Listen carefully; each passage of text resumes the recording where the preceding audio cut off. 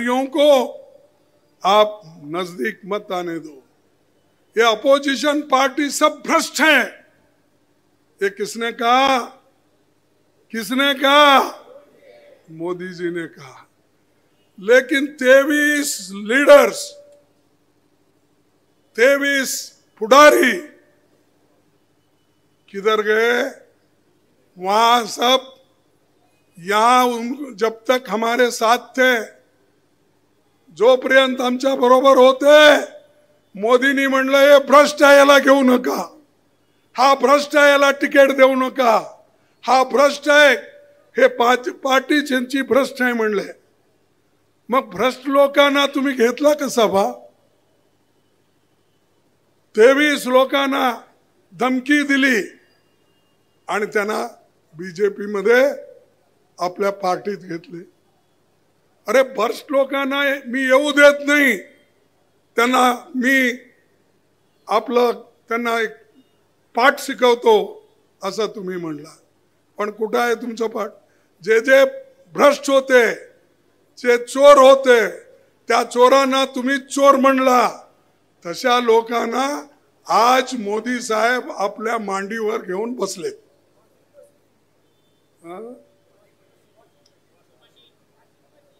नाही, मांडीवर घेऊन तर बसलेत बा, त्याच्यानंतर टाकायचं असतंय आत।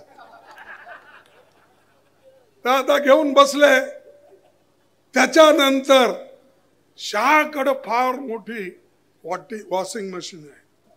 बहुशा आमच्या जे व्यापार करतात ना, हे वॉशिंग आपले, हा निर्माण नाही बा, तो आपले कपडे वगैरे चांगले करून देतात।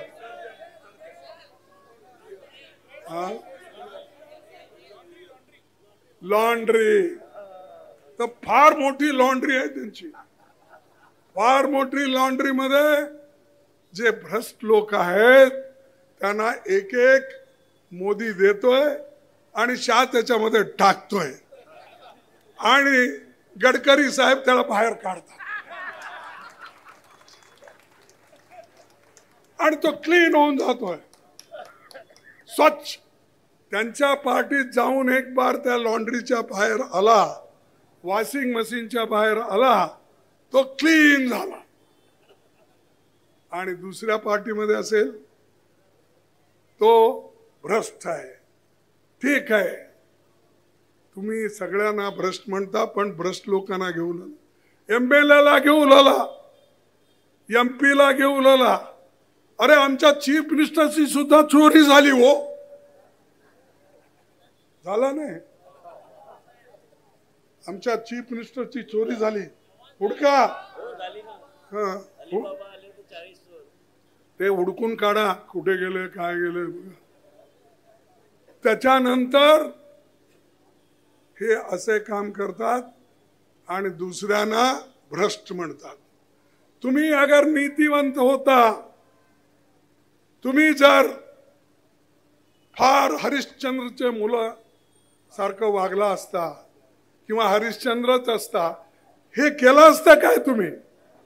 नाही। मग मोदी खोटं बोलतात की खरं बोलतात? खोटं बोलतात। मग दुसरी, आता आणखीन काही विचार तुम्हाला सांगायचा आहे, समय कमी असल्यामुळं मी बाकीच्या तुम्हाला काही गोष्टी तुम्हाला सांगतो। ते आहेत की जे आपले वायदे आम्ही केलेले, गॅरंटी, आमचे काही गॅरंटी आहेत आणि हे गॅरंटी आम्ही खोटं बोलत नाही। मोदी साहेबांसारखं आम्ही म्हणलंय, राहुल गांधी, मी आपल्या मॅनिफेस्टो मध्ये सांगितलंय की युवा न्याय, पहिली नोकरी अप्रेंटिस केल्यानंतर आणि त्या करायला 1 लाख रुपये 1 वर्षात त्याच्यावर खर्च केला जाईल। आणि अप्रेंटिस झाल्यानंतर प्रायव्हेट इंडस्ट्री राहू दे, सरकारी राहू दे, ज्या ठिकाणी तो फिट होईल त्या ठिकाणी त्याला नोकरी लावलं जाईल। हे दुसरी गोष्ट, भरती भरोसा 30 लाख सरकारी नोकरी आमच्याकडे खाली आहेत सरकारमध्ये। ते रेल्वेमध्ये आहेत, पोस्ट ऑफिसमध्ये आहेत, केंद्रीय विद्यालयामध्ये आहेत, एडेड इन्स्टिट्यूशन्स मध्ये आहेत, अनेक कडे आहेत सरकारमध्ये, बँकमध्ये आहेत, आर्मीमध्ये आहेत। 30 लाख नौकरी आमचे मोदी घेऊन बसलेले आहेत आणि युवाला ते नोकरी देत नाही। कारण देत नाही, 30 लाख नोकरी जर दिले त्याच्यात 50% गरिबाला जाईल।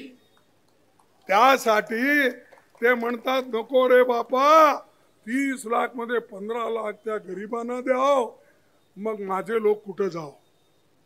म्हणून त्यांनी ते नोकरी बंद केले भरायचे, वेकेन्सी फिलअप केलं नाही, करतही नाही। कारण SC/ST ला जाईल, OBC ला जाईल आणि इकॉनॉमिकला वीकर सेक्शनला जाईल। त्यासाठी हे पाहिजे म्हणून हे एक त्यांनी मुद्दा तसंच ठेवला आणि खाली पोस्ट न भरता ते तसंच आपली सरकार चालवत आहे। कुठेही इंटरव्ह्यू करायचं किंवा पब्लिसिटी करायची की नोकऱ्या इतके खाली आहेत म्हणून, मुलं धडाधड पेपर लिहितात। ते पेपर लिहिल्यानंतर काहीच दिवसात ते पेपर लीक होऊन जाते। लीक झालं की पुन्हा एक्झामिनेशन, लाखो मुलं त्यांचं असं जीवन वाटोळं झालं। आणि हे सरकार डोळे झाकून त्यांनी बसलेले आहे। ते काम आम्ही पेपर लीक नहीं होने देंगे, उसको रोक लगाएंगे और युवाओं को नौकरी हम देंगे। ये गिग वर्कर, छोटे मोटे हमारे काम करने वाले, ठेले वाले, हमाल है, दुकान छोटे वो लगा के बैठते हैं, जिनको नौकरी परमानेंट नहीं रहती, उनके लिए हमने बेहतर कामकाज के एक नियम बनाएंगे, कानून बनाएंगे। क्योंकि इन्होंने तो जितने लेबर लॉज थे, जेवढे श्रमिकाबद्दल कानून होते, ते सगळे कानून यांनी कमजोर केले। कारण तसे अनेक कानून डॉक्टर बाबासाहेब आंबेडकरच्या वेळेलाच केलेले होते, गरिबासाठी केलेले होते। ते एक एक करून ते खत्म केले। आता काय उरलं तिथं की डेली वेजेस, कॉन्ट्रॅक्ट लेबर, ज्याच्या मनाला आलं त्यांनी नोकरीवर घेतोय, त्याला काही ESI नाही, प्रॉव्हिडंट फंड नाही, लीव नाही, मॅटर्निटी लीव नाही, काही नाही। काम करा पाहिजे तर, नाहीतर निघून जावा। पण ते आम्ही ती गॅरंटी आम्ही देतो की आम्ही त्या लोकांना संरक्षण करायची आमची जबाबदारी आहे। त्याच्यानंतर एक युवा रोशनी, त्याला एक आम्ही फंड करत आहोत। जवळजवळ 5,000 कोटी रुपये आम्ही फंड करून नवीन स्टार्टअप, म्हणजे कुणाला छोटं मोठं दुकान लावायचं आहे, मैकेनिक है,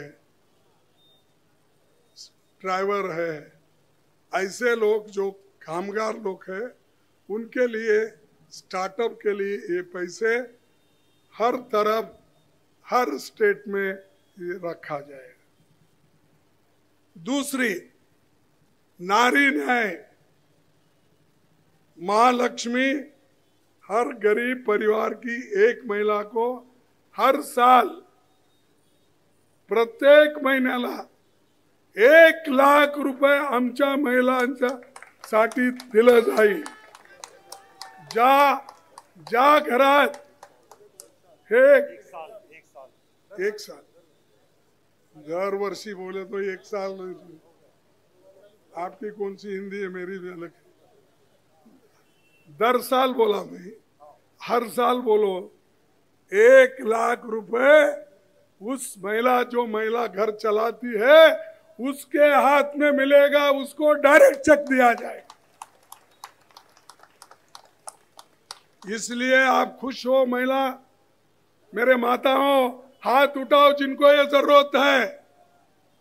ये देखिए, ये स्कीम कांग्रेस की है, और कांग्रेस जो गारंटी देती है उसकी वारंटी भी देती है। मोदी जी के जैसा नहीं है, गारंटी देना, वारंटी बगैर कुछ चले जाना।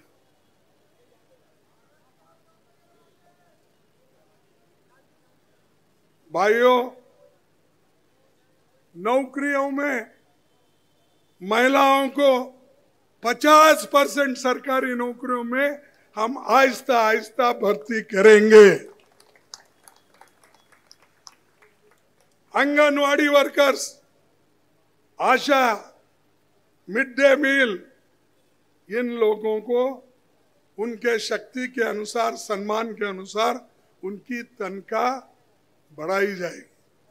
ते तनख्वाह त्यांची जास्त होईल, वेतन। त्याच्यानंतर अधिकार मैत्री, महिलाओं को कानूनी हक और सरकारी योजनाओं की जानकारी देने वाली एक महिला अधिकारी होगी।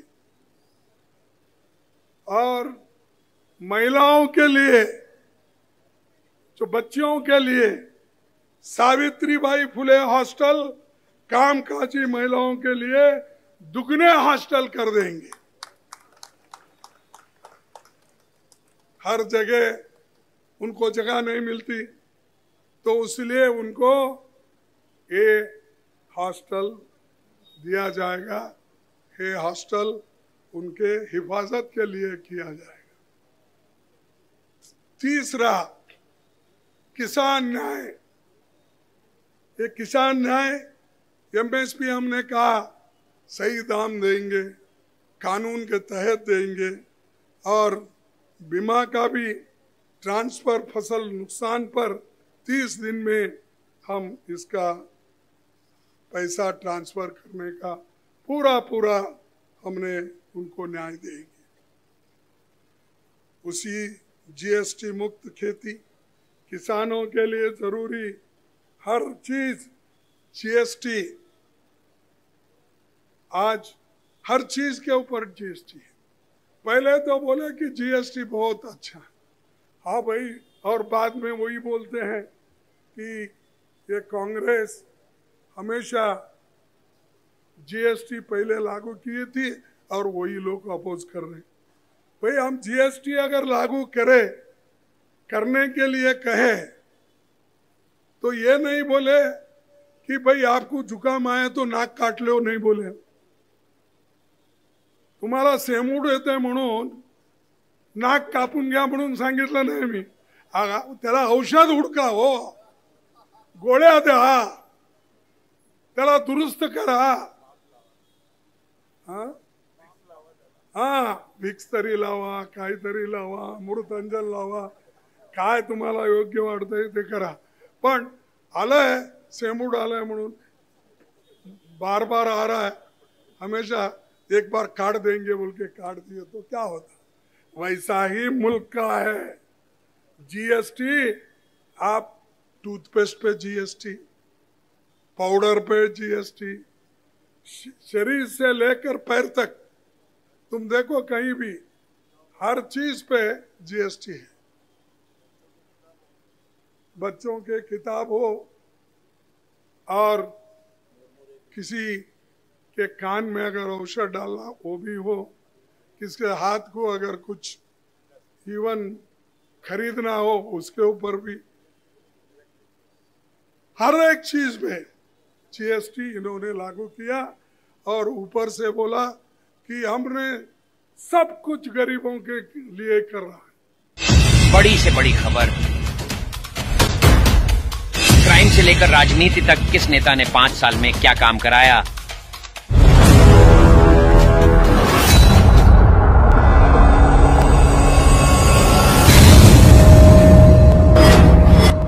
मिलेगी सबसे पहले हर खबर चेंजिंग फ्यूचर न्यूज पर, जो बदलेगा आपका